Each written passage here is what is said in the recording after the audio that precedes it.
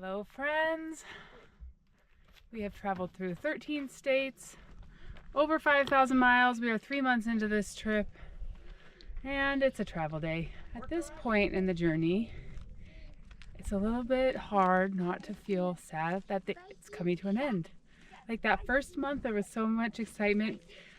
I'm trying to hold on to that excitement for the final month of this trip instead of being sad that it's almost over. Oh!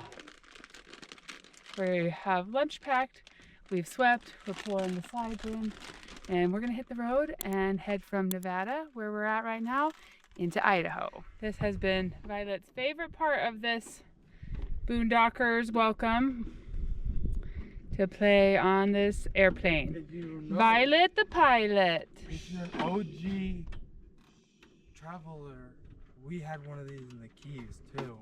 Violet liked it in the Keys. She likes it here in Nevada. Today we have a pretty remote drive. There are very long stretches around here without gas, so we need to gas up. We're going through a Native American reservation. Mark said there is gas there, but he looked at it and he wouldn't be able to use it because it won't fit in it. So we're gonna just make sure we get gas in Elko, Nevada, and then push through. We are hitting the road at 8:30 this morning and we didn't even feel rushed. It just kind of felt kind of relaxed this morning, so we must have gotten up earlier than I realized. We got 2 miles on a dirt road to get out of this camp spot. I decided to go ahead of Mark this time so I didn't have to sit in his dust cloud for the whole 2 miles. These mountains ahead are beautiful. I think this bumpy road is preparing us for the Alcan that we're going to be driving in the next couple weeks up to Alaska. Oh, there's a big herd of cows out there. They're making a dust cloud.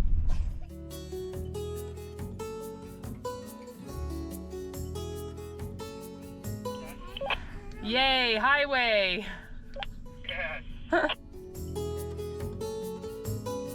Okay, GPS says 4 hours, 37 minutes. So it should take probably, it says we should arrive by 1:30, but we've got at least 2 stops, one for lunch, one for gas. So I'm saying we should be there by 3 o'clock today in Boise. All right, we made it to Elko. 4:29, 4:39 and 5:49 for gas. Fueling up. Elko's bigger than I realized. There's a lot of stores here. I was glad that I could look on Google Maps because it was like super tight. There's no way I could fit into these others. I looked at like 4 different gas stations around here. That's the only one I could sneak in. I'm kind of surprised they don't have a trucking one here with it being such a spread out area. All the trucking ones are a little bit further out on the freeway and not like in the town. This is kind of an older section of town. And then you're at Wells, that's a confluence of 2 different highways, so it makes sense to me. Yeah. Yeah. We are headed west out of Elko and up into the mountains.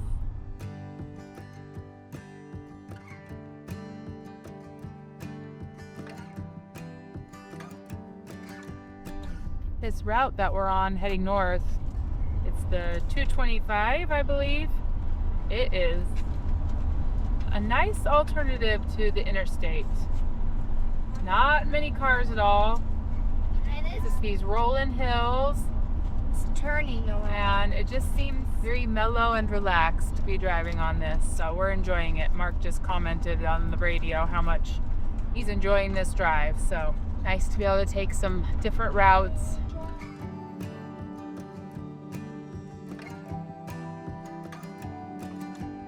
All right, we just saw a sign, Boise 190 miles, so we're under 200.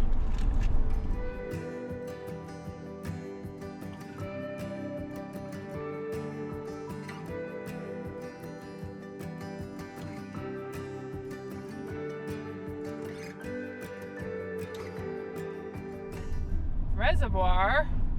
See some boats out there. We're gonna stop here in a minute on the other side of it for a bathroom break. It's so pretty up here in these mountains, but it's very strange that there are no trees. Now at home, when we see mountains, they're covered in trees, but Up here it's just sagebrush and absolutely no trees.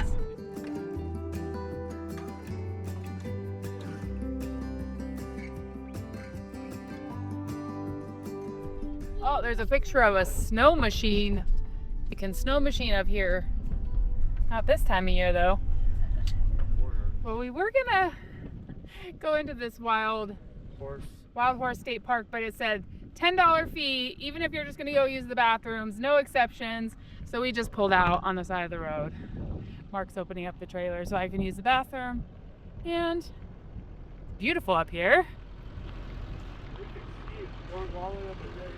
I kind of regret that we didn't drive the extra hour and just camp here instead of where we were the last 2 days. But well, we needed a place to go to church, so. yeah, that was part of it. So It's very beautiful. really pretty, yeah. Violet needed to get out and get her stretching and, oh, yeah. Violet, what do you have in your hands? A bunny. A bunny. She has become obsessed with bunnies this trip. We've collected several bunnies and, oh, that bird sounded pretty. Okay. Oh, there are some antelope. Wow. Okay.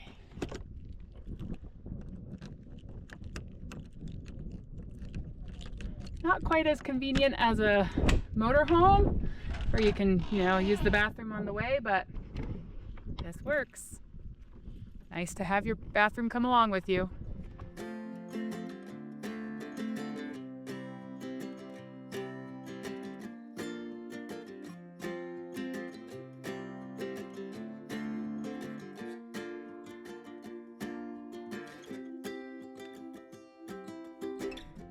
It really is so beautiful up here.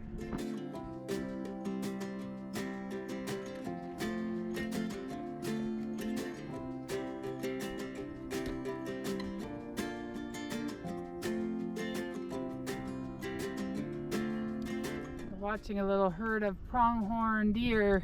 Don't be right by the road, Dad. They ran away. They do look like they're running right to the road. Let's go. You get to these state park areas and you're like, yep, I see exactly why they made a state park here. Why? Beautiful. This would be a great place to hang out for a few days. Go boating and explore. We're just passing through. We're about 2.5 hours in on our journey today. We're gonna keep moving. Looks like we're coming up on the boondocker section. People just in trailers camping all over the place.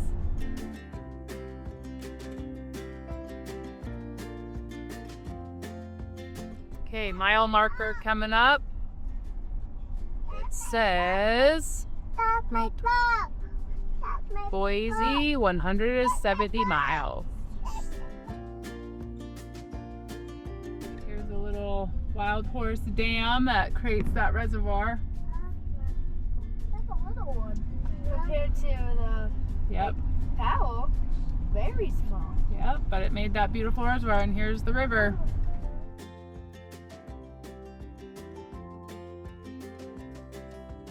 I just took a chance to pull the RV over. There are almost no spots to pull over. We went from that high rolling hills to this narrow gorge. We can only go about 25 miles an hour, and it's just gorgeous. Big volcanic rocks kind of jetting up from the sides and a beautiful stream down here. I believe that we're on a tribal Indian reservation, so we can't really go explore without permission. Just beautiful looking trout stream here though. This road is beautiful, but it is slow as we're, twisting and turning, but so many beautiful views. As soon as we dropped into this canyon and went over the dam, we lost all cell coverage and stuff because we're just down deep into this ravine here.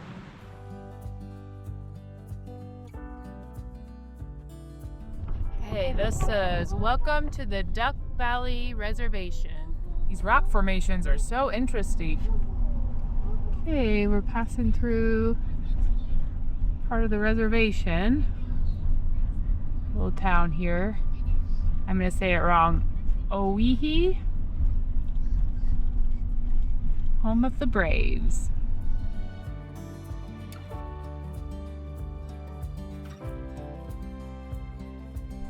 Said Boise 142 miles. All right, this says Thank you for visiting Nevada. Never again. I'll say I like to go. And welcome to Idaho, 42nd parallel north. Woohoo! We have entered Idaho. All right, we stopped just along the side of the road, passing out sandwiches, peanut butter and jelly, ham and cheese. We're in Idaho. We are in Idaho. Perfect. Violet want a sandwich? Papa, you want a peanut butter jelly sandwich? Are you? Hey, did you find it then? Logged up on the dash. Oh, okay. So what? Oh, Here, you want a peanut butter and jelly? or ham and cheese. Or ham and cheese? Ham and cheese, okay. Another state. Other state. Idaho! Where's our free taters for out-of-staters? Mark always tells us. When he was a kid, he came to Idaho and there was signs that said free taters for out-of-staters, and they stopped and all had baked potatoes. Violet, there's like 1,000 cows. Wow, that is a lot of cows. All right, we had lunch on the road, and now Hunter is taking a turn driving. We passed a sign that said Boise 120 miles, so about 2 hours. We got this. This section of road we're on, the cows are on the wrong side of the fence. I wonder if they came from this side. Or Yeah, maybe. Oh, Violet, there's a baby fluffy cow. Where's it going? Look, baby. Oh, little babies.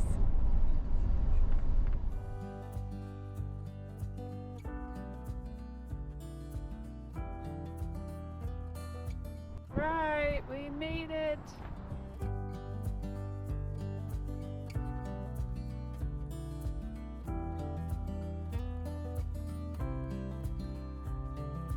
It is hot, warm. We're right next to the freeway. It's a little bit loud. It's actually kind of something stinky, some sort of factory right around here, but it'll be all right. We're here to see family. I'm gonna go to the bathroom. Okay. We're excited to see them, but we're having a hard time getting the trailer unhitched today. Whoo! Now we gotta get it level. He's done it enough times now that he's figured out the quirks. Auto leveling very rarely works, but he's figured out how to do it manually most of the time. Mark's truck is saying 83 degrees, which is much warmer than I was anticipating being this far north, so. My niece that we're visiting has a pool. I think the kids are gonna wanna swim in it. Good. Violet, can I see your picture? Where's your mama? A picture of tiger. Did you color that with Bennett? Yeah, Bennett. It's beautiful. Good job. So I have an older brother. His name is Chris. You may have seen him in the Katmai videos. He and my sister-in-law came with Bennett and I to Katmai last summer. Anyways, we're not visiting them yet, but they have a son and a daughter that live in this area.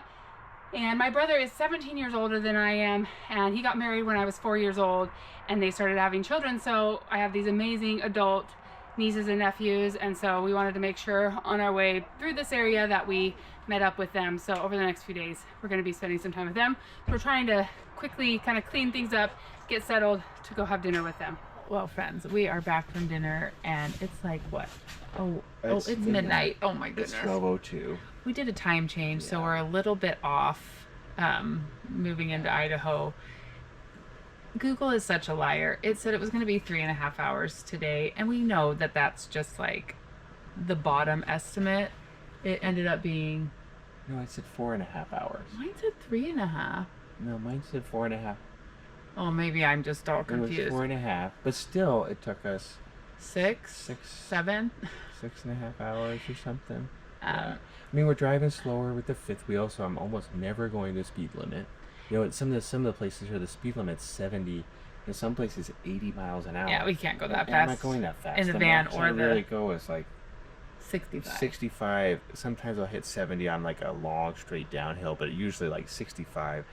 But then even on these so we took kind of a back roads way to get to Nampa, Idaho, and So there was a route that would pretty much do all freeways, and it was longer, but it was like 10 minutes shorter. But we chose to do the one that was More scenic. And it went through the mountains. Awesome. Yeah. It was so cool. I mean, we went almost 20 miles at one point this morning without seeing another car. Yeah. And it was 2-lane highway with kind of big wide open spaces, rolling hills, sagebrush, antelope around. It was really cool. It was really nice. So we're glad that we took that route. It just, travel days are long. Yeah. I said we had the leveling down more, and for some reason this spot, it just like did not want to level. And it's so funny because we get to these spots that are like paved and look beautiful, and then we have the hardest time leveling, and then we'll be in like this gravel spot that looks terrible, and we'll get it right away. Like, you just never know if the leveling's gonna want to work. So the leveling took a long time, but we raced off to go have dinner, and we had a wonderful time with my niece and nephew. We didn't take any video or pictures because going out to dinner with 9 people on a busy night is very stressful. But we had a wonderful meal with them, and we'll get to see them again a few more times while we're here. But and after dinner, we ended up, Hunter saw this store, a sign for a store that he was interested in called Sierra, which I had never even heard of before. I love Home Goods and TJ Maxx and those kind of stores, but this store, Sierra, is in that family of stores, but it is for all outdoor clothing and gear. And so he wanted to go look for something there. And then, well, I got kind of carried away, and they had a bunch of clothes, and I'd been feeling like I needed a little bit new wardrobe for this new phase of life. And so we've been talking about it for a while, but I mean, all my shorts are, you've probably seen them in the videos, they're like stained and dirty. My shirts have stains and stuff on them, and so we went to town. I got, I mean, not went to town. Got like 4 or 5 new shirts. 4 or 5 new shirts and a couple pairs of shorts, and got like a big day for me. Yeah, that was like, I didn't even go into the store. I thought they were gonna like run in and run out, and then Mark texted me, I think you need to come in. And then everybody ended up finding stuff that they were Violet like, was excited. She got some new Crocs and a little pair of binoculars. oh, she was so excited. I handed her the Crocs. I tried them on her and they fit. And somehow we have lost her sandals on this trip. I think we probably left them like on the side of a river or something when she was playing in the sand. And then, so she got these Crocs, and she just kept holding them and saying, new shoes? And I'd say yes. And she said, oh, thank you, Mama.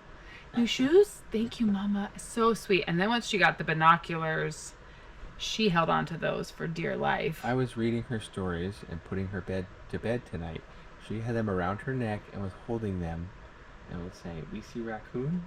Got it. Because she was just looking at animals. She After wanted to go finally look fell at asleep, animals. I could take them off her neck and set them down on the bed. She kept telling me that it's light outside now, Mom. Let's go look for animals. I said, no, it's dark. So we're going to have to go look for animals tomorrow with her new binoculars. But we're glad to be here and settled. But there's one really bad thing about this campsite. As soon as we pulled in to the RV site, I went to the office. I opened the door, and we were greeted with a awful smell. Pungent smell. And actually, we smelled it as we were pulling into the RV place, and we thought, what, are we following a truck full of manure? I mean, that's what it smelled smells like poop. It smelled like a truck full of manure. I'm like, Yeah. There's got to be like a semi with manure or something. Is there a field?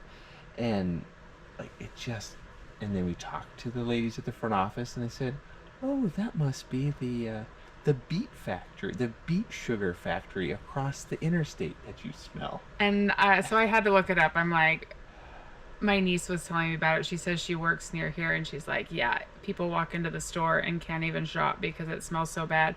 And it says that the decomposition of organic material, specifically during the washing and processing of beets in water, creates sulfurous, earthy, or rotten egg odors. Oh, and it's really strong, and it depends on the wind. It would go away for a second, and then you get this breeze, and all of a sudden you'd almost just be like wanting to gag. And somebody said, oh, it'll be fine at night because like they won't be working, but it sounds like they have these like open air, what does it say? We came back from our dinner appointment, and within like a quarter mile of our camp area, and we went past the factory. I mean, it just, even with the windows closed in the car, everyone could smell it. And the kids like got out of the car and were just like running to the RV and slamming the door, and it still smells in here. It just kind of this lingering smell. It says, oh, it's because it's water stored in open air warm lagoons amplifies the smell. So I think even if they're not running it, it's probably, that's why it stinks. And the breeze just seems to be perfect right here. So anyways, it's not a deal breaker. We'll be fine. We're only here for a few days, but it kind of makes us not want to be outside, unfortunately. And like, it was we're outside people. That was not prominently displayed on the website when we booked this, but it's packed here, so people live here. A lot of them look like they are like full-time residents here, just using this as like home base. So we just were not prepared for that, and yeah. Anyways, it just is what it is. But you just never know until you get to places exactly, you know, because they can have really nice pictures, but you don't know what the surrounding areas is. Even the place we came from yesterday, the property we were on was just fine, but there was a property right next door that had so much trash in it, and it was just really a little bit scary. So you just don't know what's going to be like right around where it is until you get there. So all right, we're happy to be here, but we need to go to bed. I think we're feeling a little bit loopy. We had to get some work done after a long travel day. You know, we come in and are like, oh yeah, we haven't opened our email today. And so we had a video uploading for tomorrow and this and that, and contracts to review and just like code and things like got to enter all the miles we've been driving in for business expenses. So after the shift of getting to where we are and doing all the family stuff, then Mark and I are like, okay, yeah, we got this business to run, so we're gonna head off to bed. But we're in Idaho. Yeah, we made it to Idaho. It feels good to be making northern progress at this point. And it feels like the sun is setting later as we go north. You know, we're kind of chasing that sun north, which feels good. It was, of course, there's an hour change with the time zone, but it was 9:20 when it was getting dark tonight. Yeah. And so by the time we get home to Alaska, I mean, it won't be getting dark until midnight or so. Yeah. And so yeah, the boys pointed out, they're like, we're in a state that actually touches Canada, so we're getting closer to home. Yep. Good morning from Nampa, Idaho. The boys got up and wanted to have a proper breakfast. And so Bennett pulled the Blackstone out and is starting to cook up some breakfast burritos. Today is going to be kind of a admin day. We got the kids need to get working on some school stuff. Lauren and I have some projects, so we're going to get to it.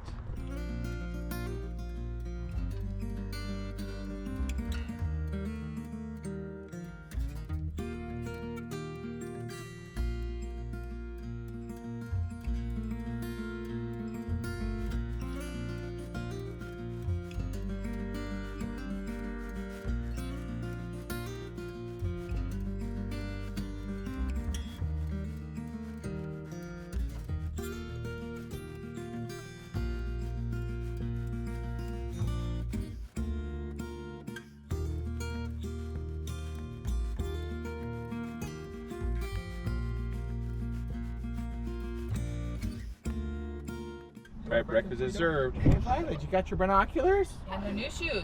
Ooh, nice. You all ready to go? Yeah. I saw some dogs and some birds. Well, thankfully this morning, the smell, they probably haven't gotten started, and the wind is going the opposite direction, so we're going to enjoy being out here for a few minutes, having our breakfast. This thing about making breakfast burritos is that we can then put them in the fridge and have them as a quick breakfast on a travel day or on a morning when we just don't feel like making a bunch of breakfast. Just have them all prepped and microwave them up. You